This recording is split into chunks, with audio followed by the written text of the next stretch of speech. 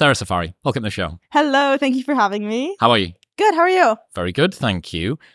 Talk to me about the muscle mummy movement. I'm hearing about it on the internet that guys, there's like a move away from thin spo to fit spo to now muscle mummy, which is the step up.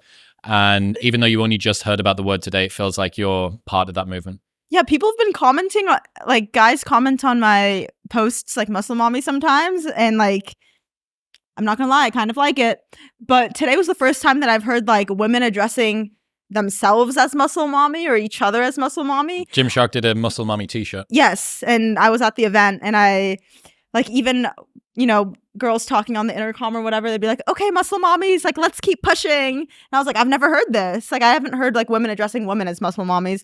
I thought it was more of like a kind of joking, flirty type thing that guys comment on girls' posts on Instagram. Taken the word and made it your own. So you're 23? 22. 22. You probably growing up would have seen body types change from, I guess, when you were maybe 11, 12, 13 through to now. For sure. Talk to me about like that ideal female shape and kind of the lessons that you took about what an attractive woman is physically over time.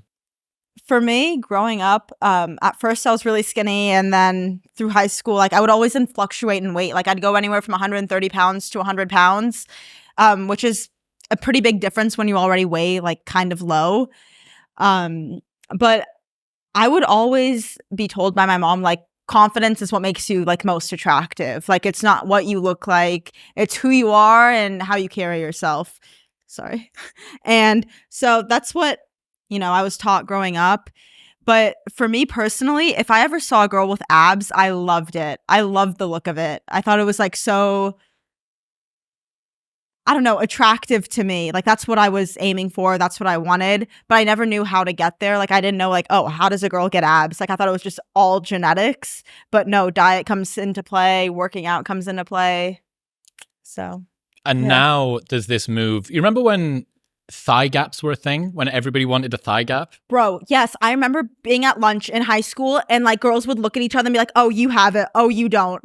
The most toxic thing ever. And I remember like I didn't have one at the time, or like I don't think I ever had one, but I would go home and I'd like beat myself up about it because like girls would be pointing out how it's like good to have a thigh gap. And interesting, like the internet's kind of become very obsessed physically with the way that people appear, like both guys and girls. Yeah. You know, guys are getting leg lengthening surgery. You seen this? I haven't heard of that. They get I'm pretty sure it's their shins extended.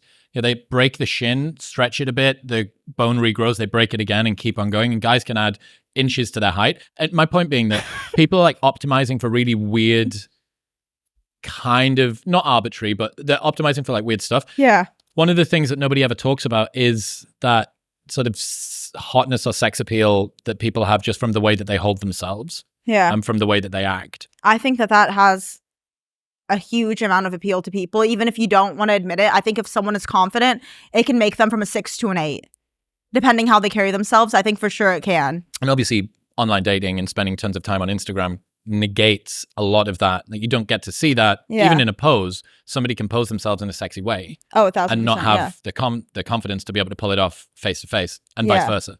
Yeah, for sure. So you have managed to gain quite a bit of notoriety in a very short space of time.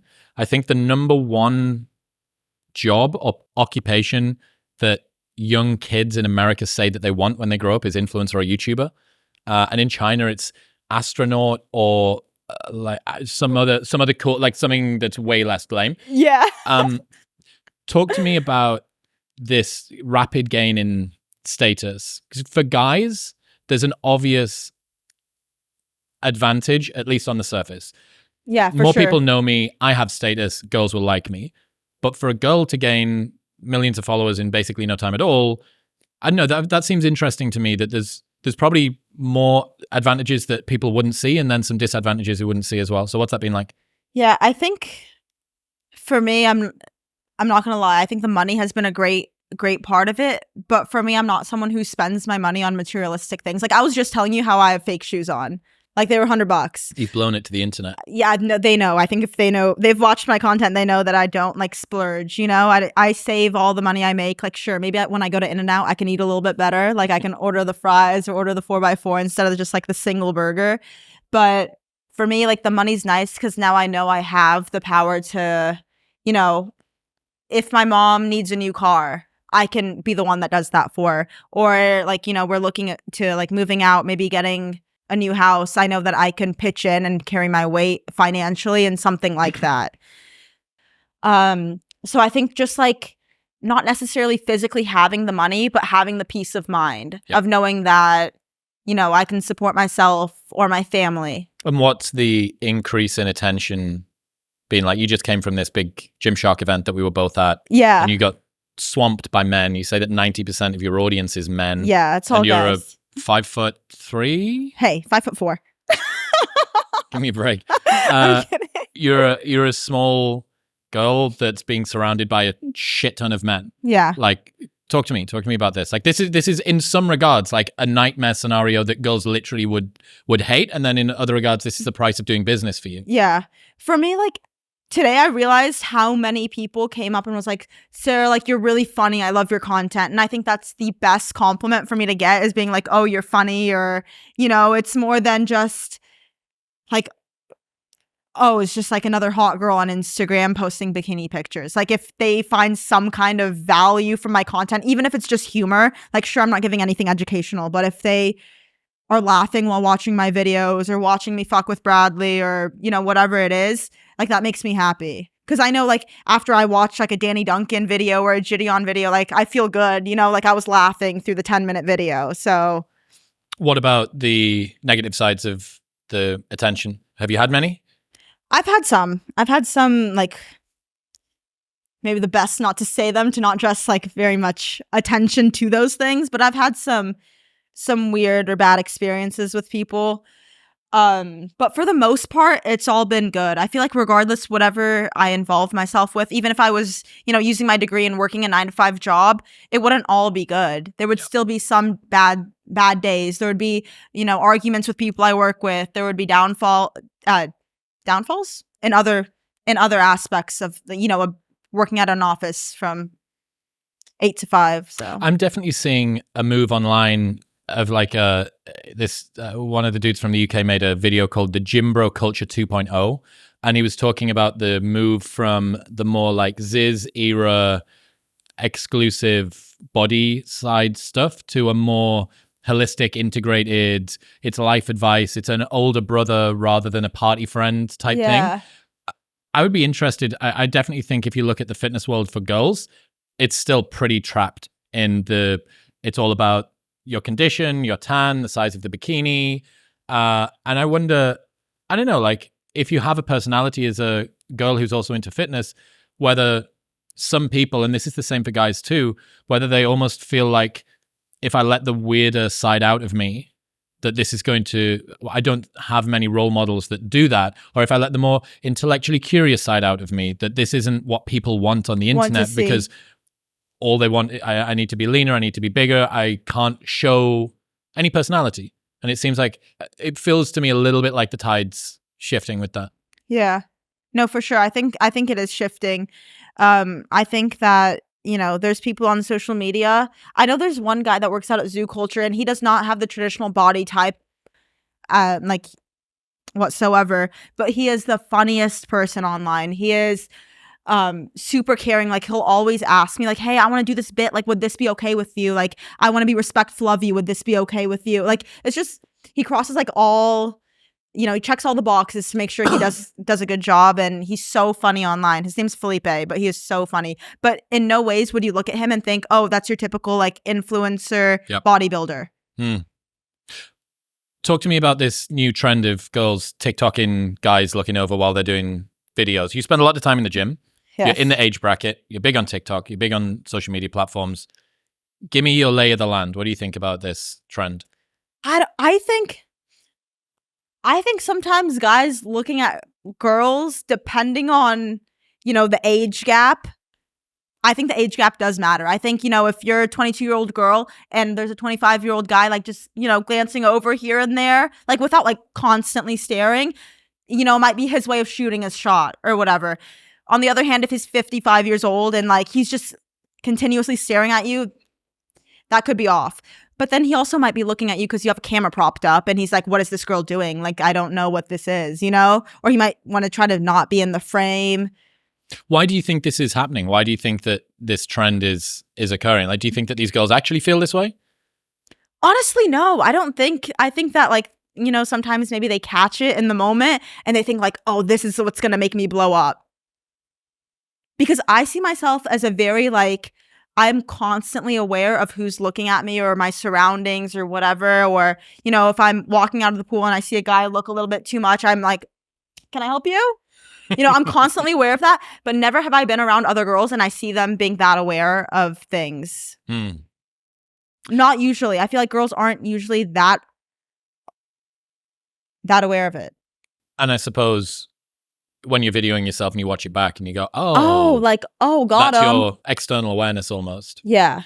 Yeah. So here was the thing that I thought when that main huge video went out and the girl did it, and then she did the apology, and Joey Swole like found his new content arc. Mm-hmm.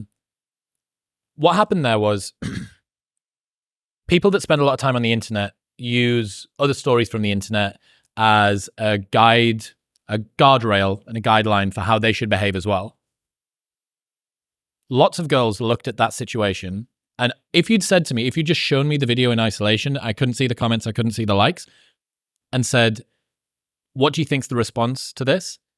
It could have gone either way. I could have seen it as a coin toss, that the internet would have flamed the guy and said, that's too much, that's out of order, and sided on the sort of victim hypersensitive side. Yeah.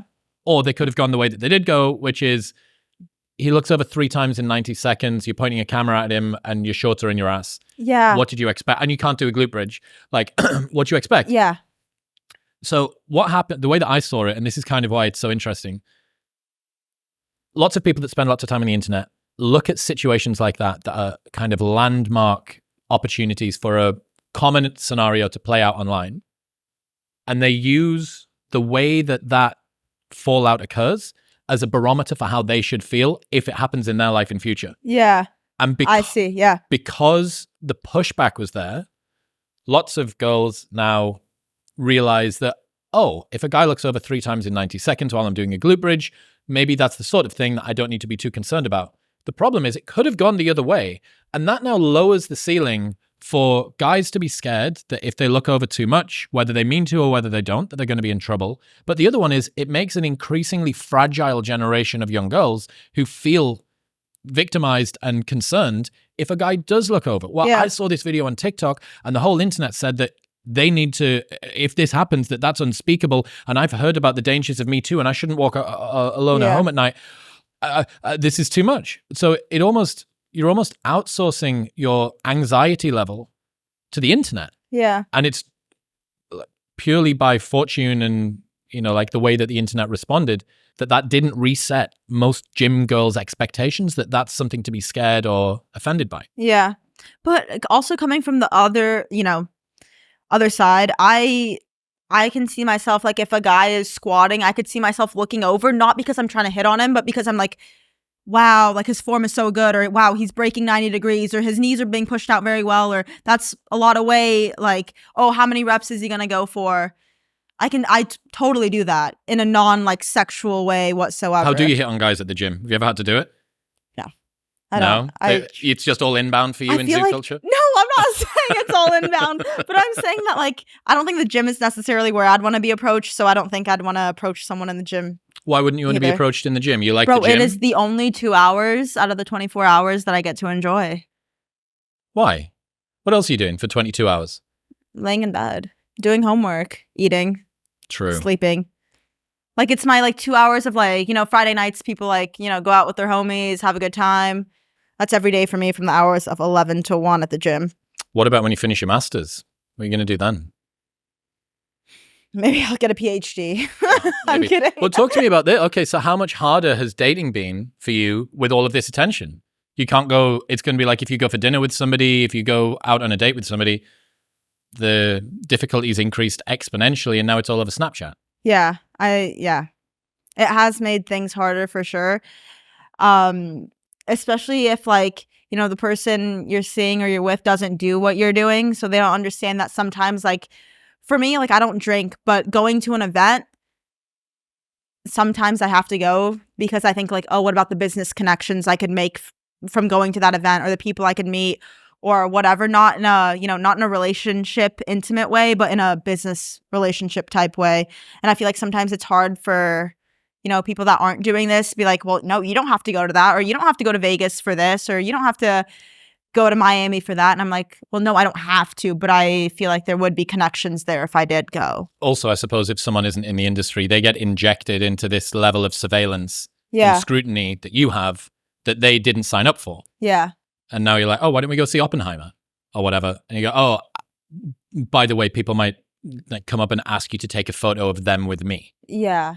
In other news, this episode is brought to you by Cozy Earth. We sleep 1/3 of our lives. Do not spend 33% of your life in anything other than unbeatably comfortable sheets. Getting a good night's sleep is the ultimate game changer, and the sheets that you have are a massive determinant of just how comfortable you feel. Cozy Earth has the most premium bedding and loungewear that I've ever found. They're made from super soft viscose from highly sustainable bamboo, temperature regulating so you will sleep comfortably all year round, and an enhanced weave quality that won't pill. So it's higher quality, will last longer, and you will have a more comfortable night's sleep and wake up feeling more rested and revitalized. Plus, there is a 10-year warranty on all of their products. That's how confident they are that they're going to last. But don't just take my word for it. Oprah has chosen Cozy Earth as one of her favorite things for 5 years in a row now. You can get an exclusive 35% discount site-wide on everything by going to cozyearth.com/modernwisdom and using the code modernwisdom35 at checkout. cozyearth.com/modernwisdom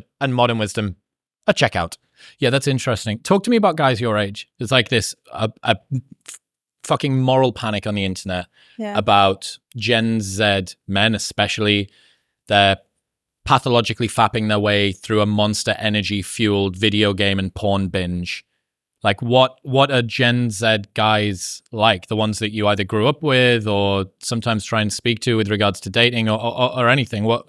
How do you categorize them? How do you classify them? I feel like there's a lot of growing to do from the age of 22 to like 27 for men. And I think, you know, 22-year-old men just aren't there yet necessarily. And I think that I'm pretty mature for my age. And I think the guys that I've countered for the most part just aren't there yet. They're just immature, maybe caught up with kind of a younger mindset. Yeah. So what are they doing? Like, what are they prioritizing? What are they concerned about? I think they prioritize friends a good amount, which isn't a bad thing. I'm just saying friends a lot, partying, going out, you know, drinking. I wonder how much of that's an LA thing. I think a good amount of it might be an LA thing. I think if you go like to a rural town in Kansas, maybe it's not as much. Yeah. Have you heard of slow life strategy? Do you know about this? Slow life strategy? Yeah. So it seems at the moment, based on the data, that Gen Z, both guys and girls, a little bit younger than you would probably be at the very front of this wave, getting their driver's license later, moving out of home later, getting a job later, not partying as much, not drinking as much, not taking drugs. So they've got generalized risk aversion. They're not doing the risky things that previous generations of that age would, but they're also not even really doing the adult things. Like the number of 16 to 20-year-olds who don't have a driver's license is the highest ever. Like, really? You think COVID had a pushback in that? Maybe it could be that people just became more isolated, stopped. If that's your formative years, if you're 15 and COVID hits and you're 18 and COVID finishes, you've just grown up. All you can remember, basically, being the person that you are, is this hermit at home playing Fortnite or whatever. Yeah. But what it makes me think about is when these people do need to grow up. You mentioned young guys could do with maybe growing up a little bit more quickly. Yeah. If they want a chance. And it makes me wonder whether that's going to keep getting pushed further and further. Hopefully and further. not. But I don't know. It's I think for me, one of the biggest turn-ons or pluses a guy can have is being motivated or like dedicated to something, even if that's plumbing, you know, just something that like every day you want to do and work towards to being better at, you know, whether that's the gym or a job like plumbing or being a dentist or being an astronaut, like whatever, you know, just something to work towards rather than just kind of laying back and like kicking your feet up and just enjoying day by day. I think it's like that's great and everything, but I think you have to have something that every day you're trying to improve. Drive and motivation and ambition, I think, are very sexy, and competence as well. Yeah. Like if you can manage to hit the sweet spot with a partner of someone who you are attracted to, but you admire as well, like you've got a partner that's your role model. Yeah. Like that's an unbelievably potent cocktail, I think, for attraction. It's so strange to think about what that is for girls, because, you know, guys can just go out and get their drive and do the things that typically are sort of masculine traits. Be very interested in what the equivalent is for a girl. You know, like what is it that a guy would find in feminine traits that they want to absorb into themselves? Do you know what I mean? I don't know. One time I was on Brad's pod and I was like, oh, like I don't cook or clean. And then everyone was like, I still don't live those comments down. I'm like, okay, I've been practicing now, but I will never live those comments down. Like, oh, like, why would you ever want her? She can't cook or clean. Jesus Christ. We'll just get a maid. If you're that bothered, like you don't need a wife, you need a maid. Yeah. I was like, bro, I'm not going to, I mean, I don't think I could ever see myself doing someone else's laundry. Maybe my mother's, but my partner's, never. Well, you just need to earn a bit more money and then you can pay the maid to do it. Yeah, I'm like, bro, I'll pay someone to do it. I wasn't opposed to a house chef. I think part of that is that they associate a lack of willingness to do traditional household things with a non-traditional relationship that is just not going to be as enjoyable. It's a less feminine sort of woman. Yeah. And the polarity between masculinity and femininity. What the subtext is, I'm not doing the washing, you are. Yeah. Right? Which is, and guys are like, whoa, like, whoa. Fuck yeah, this exactly. bitch. If you're not doing it, I'm definitely not doing it. Yeah, right. So I do understand. And I do think, you know, there's lots of talk about masculinity and stuff like that. What about the other side of the fence? Are you seeing challenges that young girls have with femininity at the moment, of like finding their role within the world, whether they should be a trad wife or a sex positive, sleep around girl, party girl, whether they should be a hermit? I don't know. I think it's hard, especially with social media, and like most of the girls you see on social media are like, you know, there's two sides of it, of course, but there's a lot of like sex symbols you see on social media, or even if it's not like sex symbols, you see like these hot, beautiful girls that may or may not have had work done, but in swimsuits or whatever. And for a lot of people, it's hard to, like, you would never get there, but like that's who you see on a daily basis on your phone. So that's what you want, or that's what you want to strive towards. But yeah, so I think it's hard to say what kind of extent to femininity girls look for, but I think social media hasn't made it easier. It's confusing. It's confusing for sure. And look at some of the role models that were held up as, okay, so this is really, really where, you know, this is someone that's charging forward and really getting it right.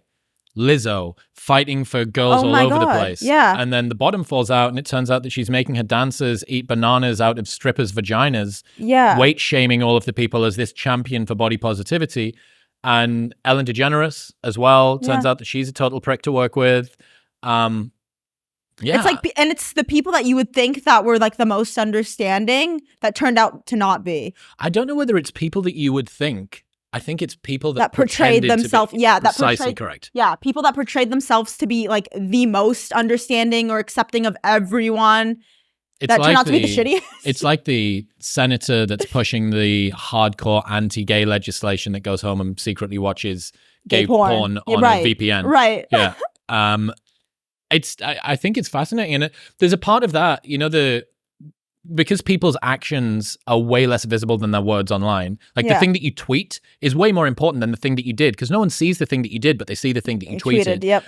So when you look at the people that are the most forthcoming about being virtuous or morally grandstanding or I'm holier than thou, when you see that to me a lot of the time signals there's probably something going on there, unless I can really, really prove it. And I didn't see it with Lizzo. Not that I'm not like a Lizzo scholar. But You're a Lizzo fan. yeah, I didn't look at her and see, yeah, this is someone who's really working hard to try and find the next like frontier for female body empowerment or something like that. It seemed like someone doing a grift. It seemed like someone that had managed to publicity stunt, that had managed to capture a particular narrative and was just leaning into it. Yeah. Brad versus Logan. Who wins? Yo, Brad's gonna flame me if I don't say Brad's gonna win. In a street fight? No, in the ring. In the boxing. Okay, so you made it harder. That's the fight that they're talking about, no? No, Brad was talking about street fight. Like, yo, I'm 260, pull up outside the gym, I'll rock your shit. Okay. Who wins in the street fight? Brad. In the ring, Logan. Managed to pull that fence out of your ass somehow. Thank you. Yeah. Don't kick me off raw gear, Bradley. I'm kidding. But Brad is like obscenely strong too. He's quick. He's stronger than Chris Bumstead, right? They had Seabum on the podcast and Brad was like, yo, don't compare our numbers because it's not fair. I was like, hang on, we're talking about a world champion. I trained with Chris. Chris is he's one of those guys that's got big hands. Like, dude, your hands are even muscular. Yeah. So yeah, he is strong, but I don't know. I mean, Brad better get on that cardio game if he wants to try and do 5 or 8 rounds. He's strong and he's also like weirdly athletic. Like he can do like weirdly high box jumps or like I don't know. Do you think he'd do it? Do you think he would actually go for a boxing fight? Yeah, with Logan? With Logan, probably. Because now Logan has called him out. Brad would look like a wimp if he didn't. But Logan hasn't said that he'll do it personally. He said he had found someone for Brad to fight. Right? I don't know. I didn't dig into the specifics of it, but I know that they'd had beef. Yeah. And they had like Twitter beef, which feels old school for people that are kind of Instagram and YouTube stars. It seems so high school. A little bit. But I'd love to see that. Yeah, I think it would be an insanely like good PR for both of them. They both bring clout to the table. Like they're both OGs. Yeah, everybody loves them equally. Like different camps love them equally as well, which is interesting. Sure. You went to the Jake Paul fight the other week. What do you make of this world of where Bryce just won a bare knuckle fight? That was crazy. Was the first situation I've ever seen Bryce get into. I didn't even know he was doing bare knuckle, and then he goes up against a guy who's been doing a good bit and wins. Yeah, he wins. I think he technically won due to an injury, but he wins. Yeah, he won. But he called it too. Bryce was like, "I'm going to win in round 2," and he won in round 2. Fair play. Would you do it? You want to step in the ring? Bare knuckles? No, just boxing. I would do boxing. I'd fight someone. Who do you want to fight? Who do you hate? Do you have any enemies? There's no one that I hate per se. There's been people I think that have hated me. Who's your biggest beef been with? I haven't personally had beef. Who's beefed with you the most? Who's beefed with me? Yeah. I don't know if I can. I don't know. I don't want to bring attention to her. Go on. She doesn't deserve it. All right, you can just punch her in the face. Bro, I'm telling you right now, I would cut down to her weight and I'd beat the shit out of her. No, I'm kidding. But I think that I think it'd be dope to do like an influencer boxing type thing. Like people who haven't fought before, getting in the ring, same weight class, you know, both had 3 months, 6 months training leading up to the fight and then fighting each other. Yeah. That'd be dope. Doesn't have to be bare knuckles, like little boxing. And it's so funny how the world of combat sports now has really been reshaped by it. Right? You've got Francis Ngannou and Tyson Fury fighting each other, a UFC legend up against the greatest living heavyweight fighter, potentially the greatest ever.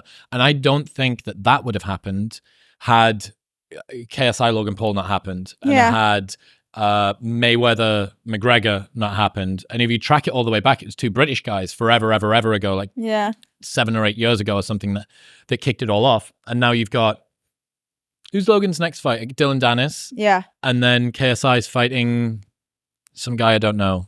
He's like big time, but I don't know him. Okay. Point being, before it was we can't believe that these influencers are coming in and ruining the sweet science of boxing. Yeah. And now downstream, the purest boxing people are following the model. Fighting the influencers. Precisely correct. Right. So funny. Because I think that at the end, it's a win-win for everyone. Because more, you know, the influencers bring a different crowd, the younger crowd, they bring a little bit more PR to it, whatever it might be. I think they bring a different audience to it that, you know, helps them both, sells tickets, gets pay-per-view watches. It's entertainment as well. Yeah, it's right? entertainment. And, you know, when people say this is getting like WWE and they're talking about baseball or they're talking about NFL or whatever, or NBA. I realized this the other week. What they mean is, or what happened was, WWE essentially took the sport element out of sport, and all that you had to do was reverse engineer the best way to create the rivalry, and then you don't need to worry about the outcome of the contest because we already know what's going to happen because we can write that. Right. So when people say this is becoming like WWE, what they mean is they found the model of how to create a rivalry, and this rivalry is starting to look like that. So really all it is these people in NBA or whatever zeroing in on a really, really heated rivalry that compels people. I don't think it's fair necessarily to say this is becoming like WWE. Yeah. They split tested for, you know, decades and decades. The best, we're going to have the heel. We're going to have like the redneck guy. We're going to have the clean cut heartthrob. We're going to have the renegade artist. We're going to have the Mexican dude that's got the hat, the Rey face Mysterio. mask on. Yes. Yeah. Yeah. So you just have this very effective way at garnering attention in a sport. And you don't need to worry about the sport. And now we're seeing it get across. And you've seen Drive to Survive, which was the Formula One thing, Full Swing, which was for golf, Breakpoint, that was for tennis, Quarterback, now that's all about NFL. And people are interested in what's going on behind the scenes, which is exactly why you have to post 140 Snapchat photos again every single day. People care about more than just like an Instagram picture here or there. They care about what you're doing. Yeah. This episode is brought to you by Levels. One of the single biggest predictors of how long you live and how good you'll feel while living is your metabolic health. The single best way to work out how your daily decisions are impacting your longevity and your vitality is by tracking your glucose. This is why I wear a continuous glucose monitor from Levels. It allows me to understand in real time how the foods that I'm eating are impacting my health and the way that I feel. The Levels app interprets your glucose data and gives you a score after each meal so that you can see how different meals are impacting you, and it will give you personalized diet recommendations that are right for your body. Glucose is a huge determinant of not only your vitality and your longevity, but of the way that you feel day to day. Using Levels means that you take the guesswork out of this. It can help you to nudge your diet towards something which is going to be better for you right now and in the long term as well. After using Levels, I realized that if I have a large carb meal and I do not go for a walk afterwards, my blood glucose goes through the roof and I don't feel so good. Head to levels.link/modernwisdom to take advantage of an exclusive offer, plus get that 90-day money-back guarantee. That's levels.link/modernwisdom. I've asked this question to a bunch of different people. If you only had 10 exercises for the rest of your life to hold on to as much muscle or build as much muscle as you could, which ones would you choose and why?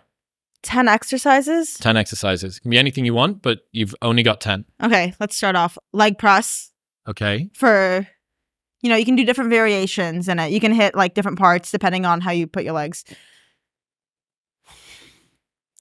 RDLs. Barbell, dumbbells, single leg. Barbell. RDLs. Barbell RDLs is hardcore. Okay, cool. Yep. Okay. Military press.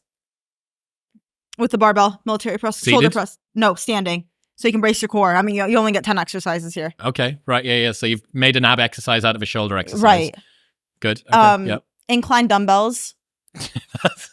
Every single person has said incline dumbbell press. Yeah. Chest press? Yeah. Yeah. Phenomenal. Yep. Yeah. Can't go wrong. Yep. That's full. Right. Gosh. Okay, is it decline or incline? I always confuse myself. When you lean back a little bit and you do the curls. I think that's technically incline, but I know exactly what you mean. Yes, because I always mess it. I know what you mean. Yeah. Those curls with dumbbells. Supinated? So like from neutral to supinated, or do you keep it? Because some people keep it locked out like that. And I keep it locked out like that. Yep. Yeah. So it's almost like I think it's called like a Y curl. Yeah. Where you're here. Yes. Those suck so hard, and you're so weak on those. You know, at the bottom of the movement, and it's You flex your tricep at the bottom. 5 kilos. Yeah. And you go, ugh, Yep. and then it Love starts them. moving. Okay, that's Love them. 5. So we've got 5. leg press, RDLs with a barbell, military press, standing, incline Dumbbells. chest press Yeah. with dumbbells. That last one you just That last, the Y curls. whatever that is. Okay, Right, so halfway okay. through. Halfway through. Smoked legs are okay. Oh. Chest's okay. Shoulders are okay. Biceps, right? Weighted pull-ups for back. Okay. That's, I think, maybe one of the only back exercises I need. Overhand, underhand, neutral. I'm not a pussy. Come on. Overhand. Okay. Chris Bumstead said neutral. Oh, fuck. I mean, neutral. Right. That's 6. Okay.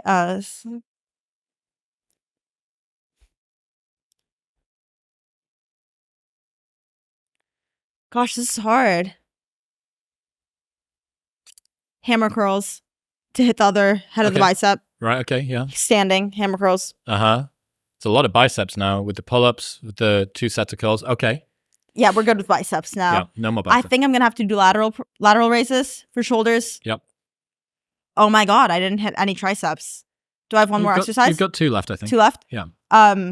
Skull crushers. Yeah. Tell you what, I forgot that I did 5 years ago and then rediscovered it the other day. Lying skull crushers. So going to the floor and taking it from the floor as opposed to going from a bench, because you can go from a dead stop, and it means that if you need to fail, you can always you're never scared of literally smashing yourself in the face or falling off the back of the bench. Yeah. And it feels really comfy. You know, sometimes if you bring your feet up on a bench and you feel like you feel wobbly a little bit. Fall off. Yeah. Okay. Skull crushers. So you got 1 left from all of that. And then I think I'm gonna have to do hanging leg raises for abs. Yep. Yeah. That's the most popular abs exercise as well. Yeah. Ryan Terry, Chris Bumstead, both of them.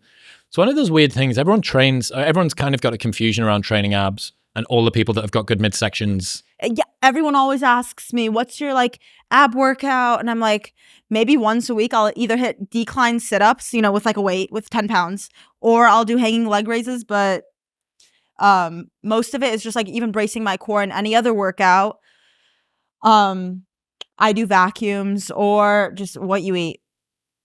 Well, I think you came into training pretty underfed. Yes, right? for You were sure. crazy. Talk through that, like where you were at body-wise, and then sort of your progression of training in the gym. Yeah, so I was going through a hard time. I was like the lowest I'd ever weighed. I was 100 pounds, and I was very insecure with myself.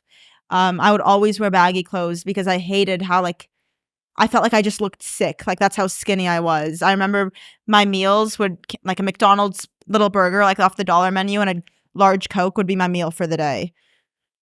And that's all you'd eat? That's all I would eat. I remember at 7 p.m. usually I'd get up and go get that and then drive around the town for an hour and go back home. Like my mental health just was so poop. It was crappy.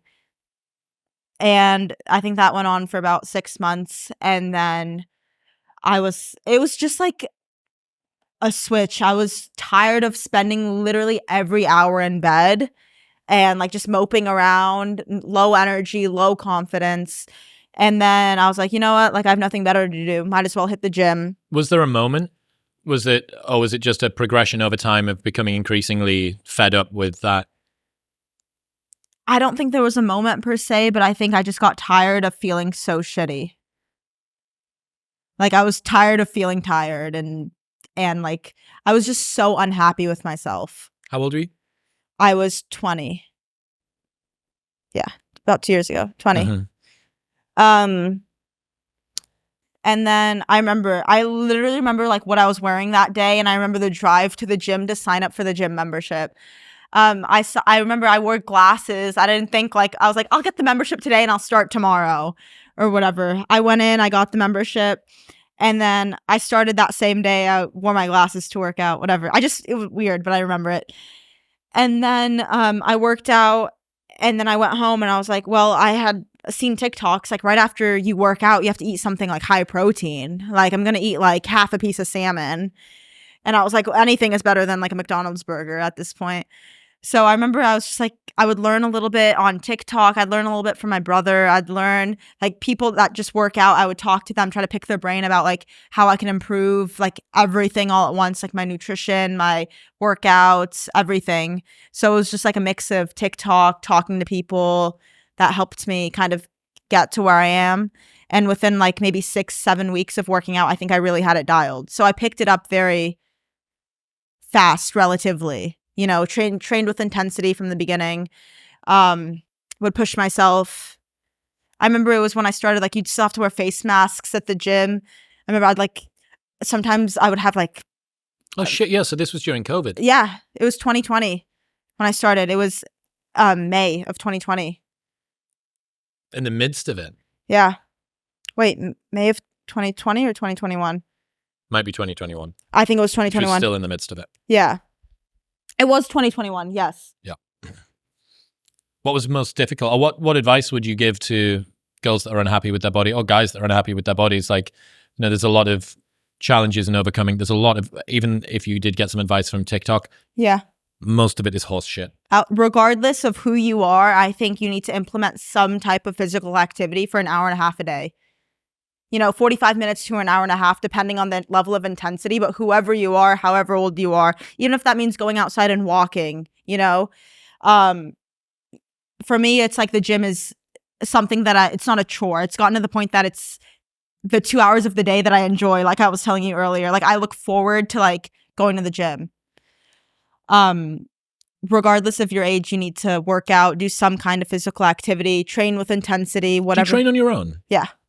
Because obviously in a lot of the content that you put online, Brad, guys will be around, or there's a videographer, right? Yes, right. I prefer training on my own. There was a point when I first started, I would be like, there's no way in hell I'm going to the gym by myself. Like, this is peak embarrassment. I need someone there, which is totally fine. Like, do that. Go with a friend, or go with a brother or sister or parent or whoever. But I'm at the point now where I like training alone. You know, it's like my alone time. I don't know. I enjoy on my own. That when I do film or whatever, it's like usually my rest day, and I'll go and I'll film at zoo a YouTube video. Okay. Because if you filmed on a training day, you'd have to sacrifice training to get the content. Right. Yeah. So I just go on. If you're not training, there's no pressure. Exactly. Right. What are you doing outside of that? Outside of working out? I sleep about 10 hours a night. Is that strategic, or do you just... strategic. Muscle grows in your sleep. Okay, yeah, but 10 hours is like... It's pretty intense. Yeah, but... I don't know how many 22-year-old million-plus influencers are saying, and I sleep 10 hours a night, and then train for 2 hours a day. Sleep matters, guys. Sleep matters. Okay. Okay, 8 to 10. It's not always 10, but it's usually... It's never... See, when you join the Whoop team, I'll know. And you can't lie to me anymore. Okay, perfect. No, it's always at least 8. Never less. Okay. I do still go to school. I only have 8 weeks left. So I do that in my free time. I'm not going to lie to you. I am on my phone probably 8 to 10 hours a day. What are you doing? I'm mindlessly scrolling, and I try to trick myself thinking like I respond to emails like use it for work too. Yeah, it's work too, but I also convince myself that if I keep scrolling, something will inspire me. Have you got your screen time? Let me see. Do you track screen time on that? You know, in the settings? Yeah. I want to see. God, this is going to be embarrassing. I want to see the app breakdown of what's happening here. It's actually down from last week, so let's not be too judgmental. Daily average is 7 hours and 6 minutes. You peaked with... Oh, Sunday's a big day. Sunday's nearly 12 hours. See all activity. Okay, so messages, 13 hours. Instagram, 10 hours. Snapchat, 8 hours. TikTok, 4 hours. Safari, mail, YouTube. Messages. What are you doing on messages? What I'm doing on messages. Group chats? No, I mean, maybe talking to fucking shitty business people. Not all shitty, but some shitty. Yes, many shitty business people. That's what I was so dumb to, like, when I first started thinking, like, anyone had my best interest at heart or, like, just wanted to genuinely help. Why? I don't know. I feel like a lot of people try to not scam, but finesse. Yeah, such a good word.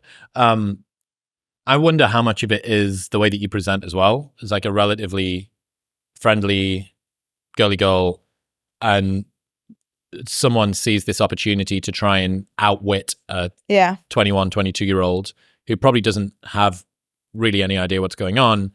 And I wonder whether the equivalent thing would happen with a dude. It doesn't. I feel like in social media fitness space, I feel like from what I've heard and everything, maybe men get, respected a little bit more. I think they probably it's harder to break through and get paid because the way that you can monetize good-looking girls, especially in the fitness space, can monetize guys and girls. Good-looking guys really only monetize guys. Yes, but then I feel like you're right in the monetization aspect, but also in the brand partnership aspect, I think guys are treated a little bit better. In terms of packages? In terms of money, yeah. Yeah, that's interesting. I think just more respected. Even personally, I haven't had an experience with the brands I work with, but I'm saying I've heard my friends due to their engagement or whatever, she should be getting paid more. And then I know a guy is below her on engagement, following everything, and he's getting paid more than she is. And I'm like, well, this is just, she's getting finesse. Yeah, it's an interesting one. I mean, I read this stat the other day that said by 2030, women are going to control 50% of global capital. So women are already 80% of consumer purchases. Yeah. I think that's skewed a lot because if mothers are having to do the shop, yeah, of course. That's every skewed. mother is going to be the one in charge of shopping for baby stuff, and then plus they're going to get the groceries in. So it does kind of skew that number.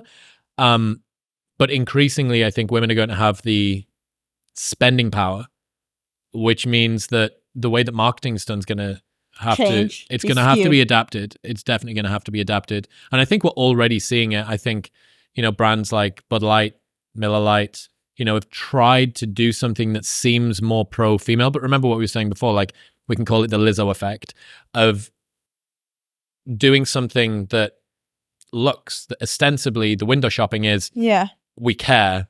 Behind the scenes, I don't think anybody really thought that Bud Light cared about Dylan Mulvaney or that Miller Lite cared about the fact that they used to do a mud wrestling ad. Right. I think they saw it as, the Dylan Mulvaney thing, fuck it, I'll say it. A lot of people had a problem with the Dylan Mulvaney thing because it was Bud Light finally showing the woke, cooked blue pill bona fides that they'd been hiding from everybody all along.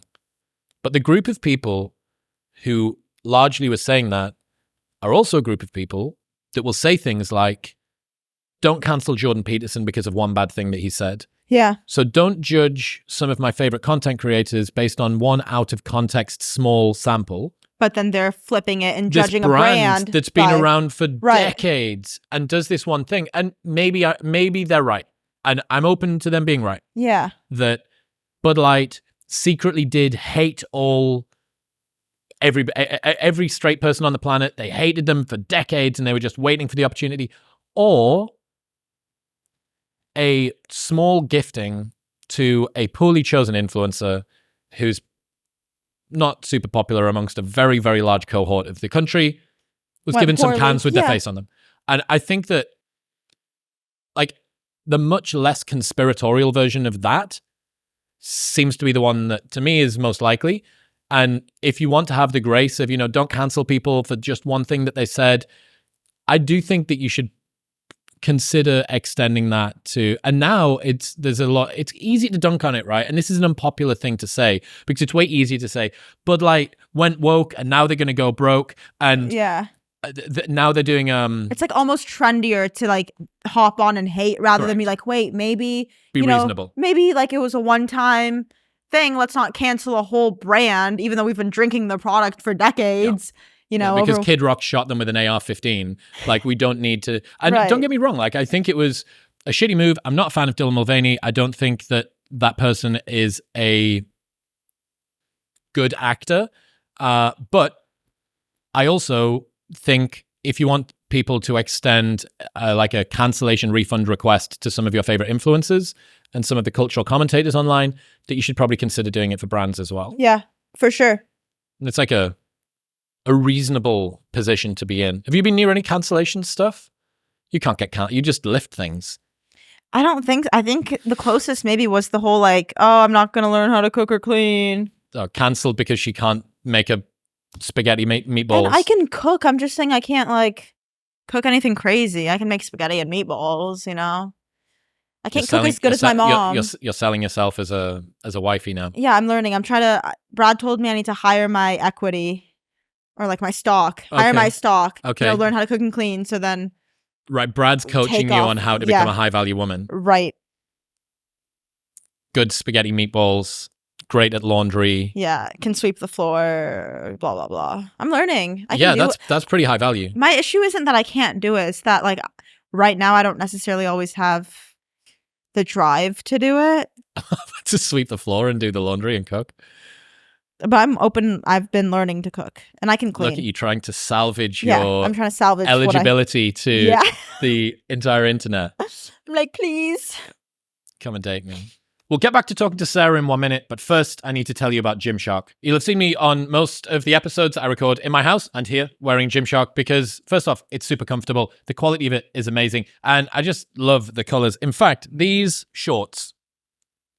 studio shorts are the greatest men's shorts ever created. I'm absolutely in love. I'm pretty sure I've had this pair for over a year now. They're super lightweight. They're an amazing cut. All of the colors are fantastic. Also, they've started doing graphic t-shirts. You'll have seen me wearing it on the Chris Bumstead vlog. If you need new gym kit, this is where to go. They've got 30 days of free returns, international shipping, plus you can get a 10% discount site-wide and worldwide on everything from Gymshark with no minimum order. Also, if you want to see everything that I use and recommend from Gymshark, I've got a super secret product page with all of the products that I like.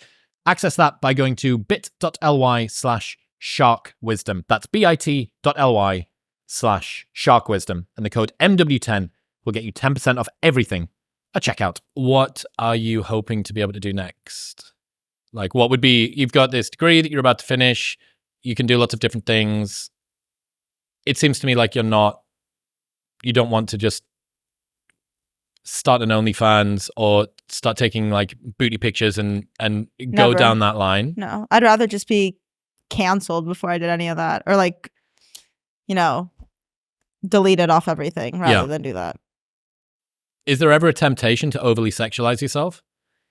No, but I can totally, for me, there's not. Genuinely, there's not. But I can see the appeal of why there is for women. Your likes have gone to like, your likes have plummeted, whatever, shadow banned, whatever you want to call it. So you're like, okay, whatever. I'll put on a swimsuit, turn around, and take a picture by the pool.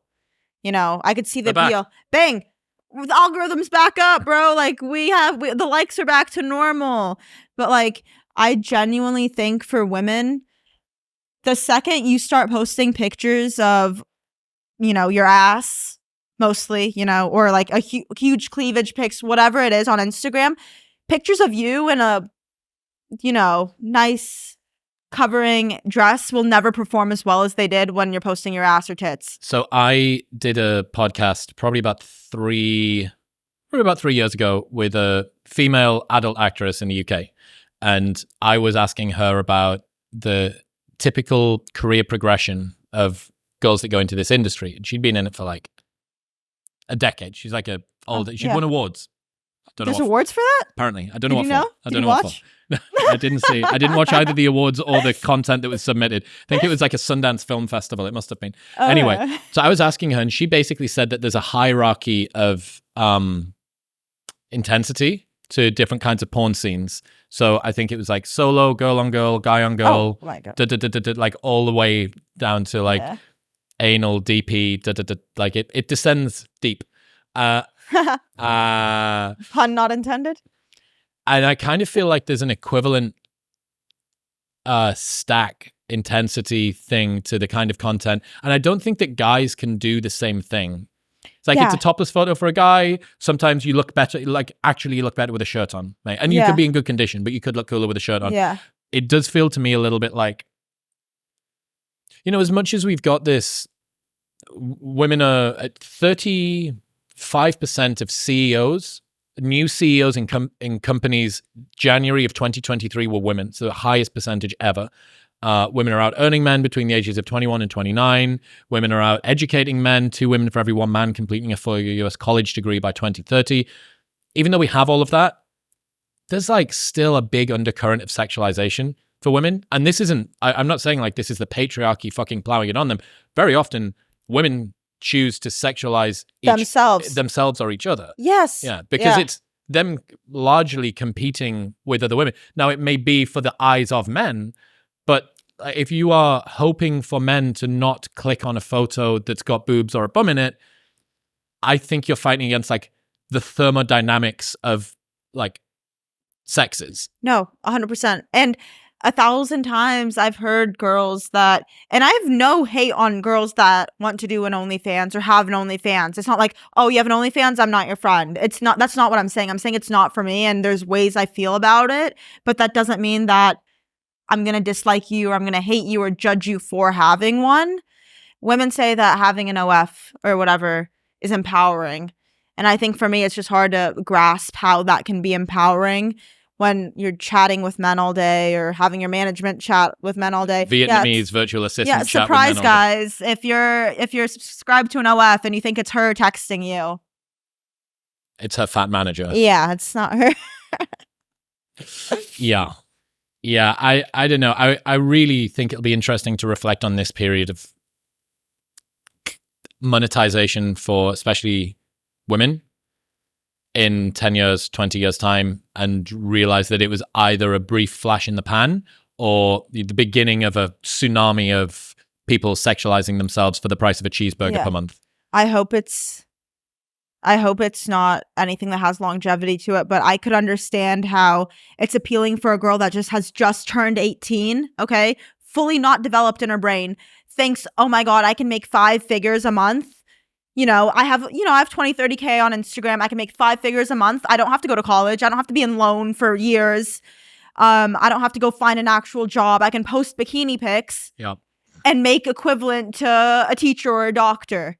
I could understand how that's appealing. You know what's interesting as well? I think I've heard you talk about this before, that it kind of doesn't really matter what you post on OnlyFans either, because they've tried to do like comedy on there. I think Whitney Cummings did a roast. Bert Kreischer's has done some OnlyFans exclusive content.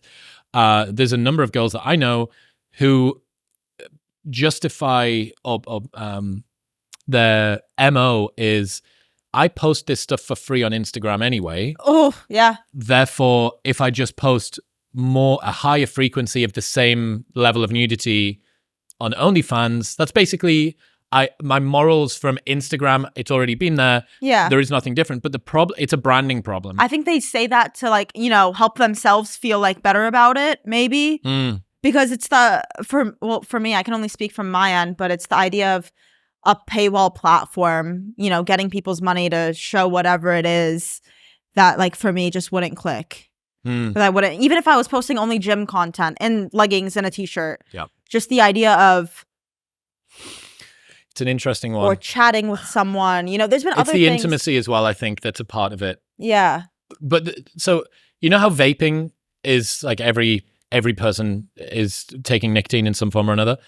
I was having a conversation the other day about how vaping has probably, or the retreat of cigarettes and the ascendancy of vaping has probably been a net negative for health, because vaping is way more enjoyable than smoking ever was.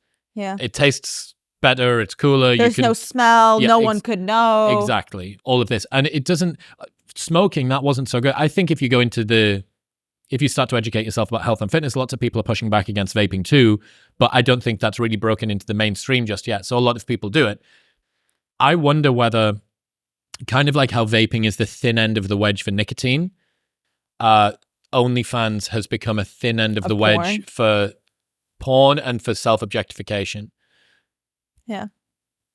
I don't know. I agree with you that I struggle to see how, I don't know, it's a tight line about the I'm liberating myself and this is empowering, because you are taking men's money, but is the price of your nudity like a double whopper from McDonald's. And Yeah. then if it's Black Friday, it's like 6 chicken nuggets. Yeah. I don't know. And it's something that I have concerns about, and I haven't really worked out my opinion on yet about like what this means long term. Yeah. I think that's really going to be. I think long term, I just think if you start, again, I'm not, it sounds like I'm just shitting on any woman with an OnlyFans, which I'm not. Yep. I'm just saying it from the perspective of a girl who's out there thinking about it. I would recommend to not start one. That's the only way I'm coming at this. I'm not shitting on anyone that has one. I wonder. Another thing I wonder what it does is I'd seen throughout my 20s girls that were strippers.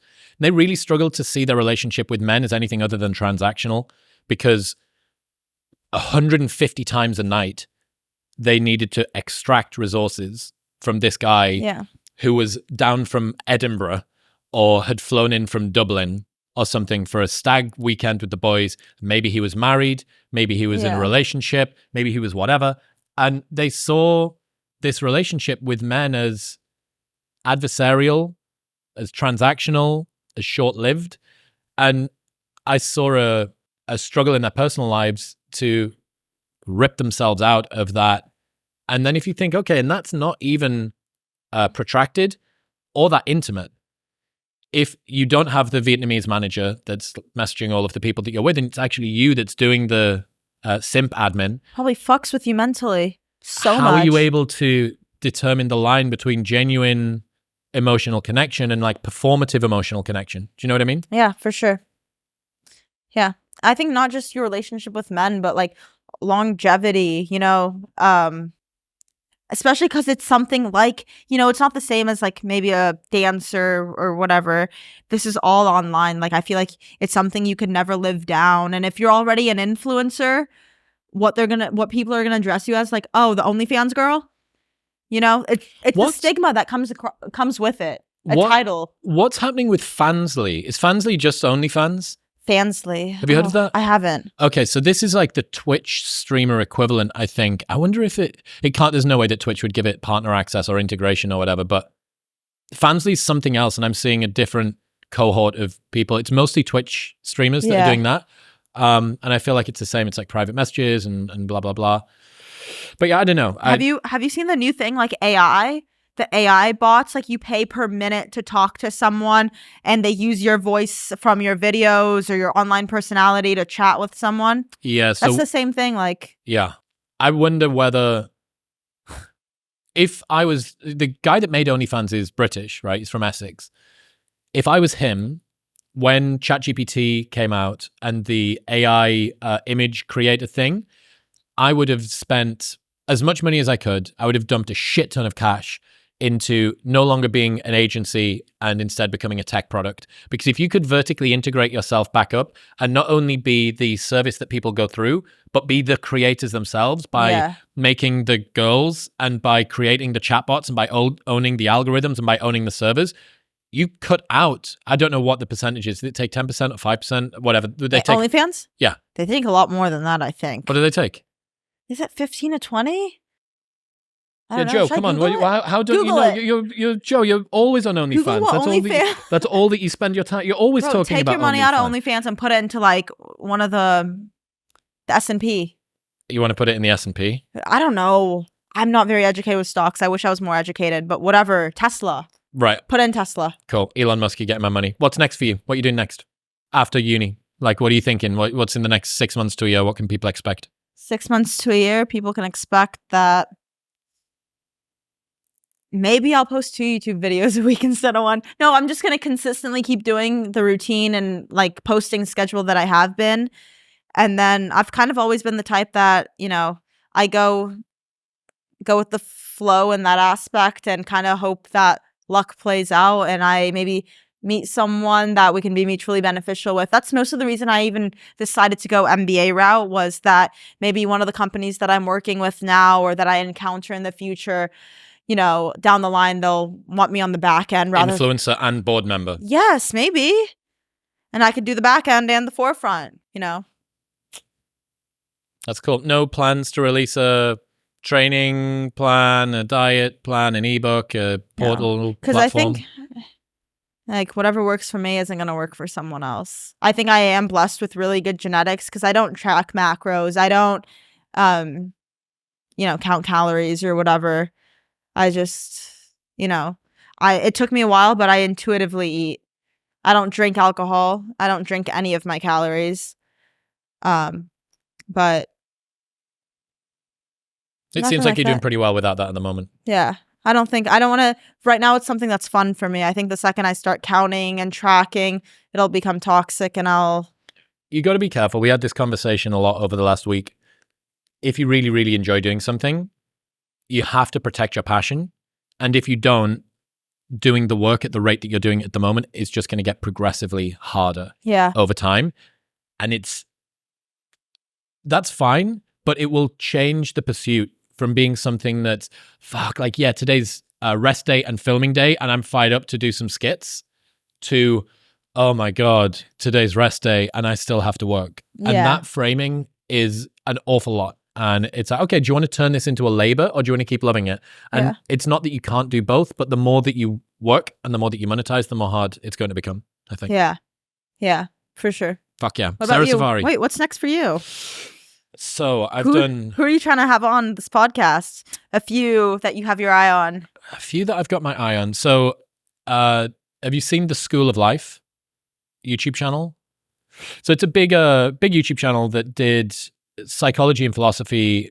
It's got about 5-6 mil subs. Wow. It's really big. Yeah. It's great. And it's run by this dude called Alain de Botton. It's not run by him. He's like the creator of it. Now he's got this huge team. And he was real formative for me.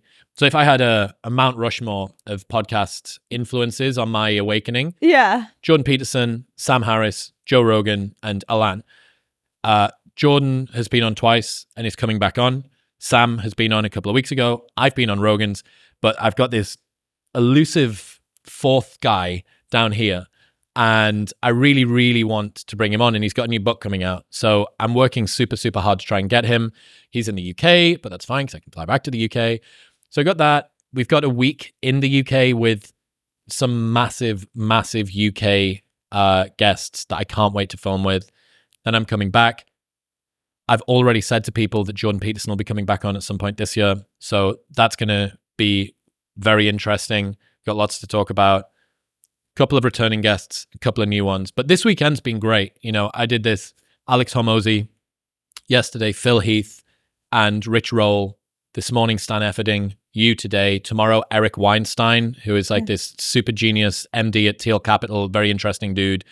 So it's good. Like, things are happening. And it really does feel like we've got the world at our feet at the moment and kind of holding on for dear life a little bit. No, that's amazing. You're gonna kill it. Thank you for having me on. I'm honored. After all those people you named, I'm honored that you had... Sara Saffari, No, I'm honored that you had me on. So thank you. I appreciate it. Where should people go? They want to follow you, check out your stuff. Instagram, Sara Saffari. What are you on Snapchat, same? Sara Saffari. Yeah, Sara Saffari on anything. Hell yeah. Sara, I appreciate you. Thank you. Thank you. I appreciate it. Thank you very much for tuning in. If you enjoyed that episode with Sara, then press here for a full-length 2-hour podcast with Mr. Olympia Classic Physique, Chris Bumstead.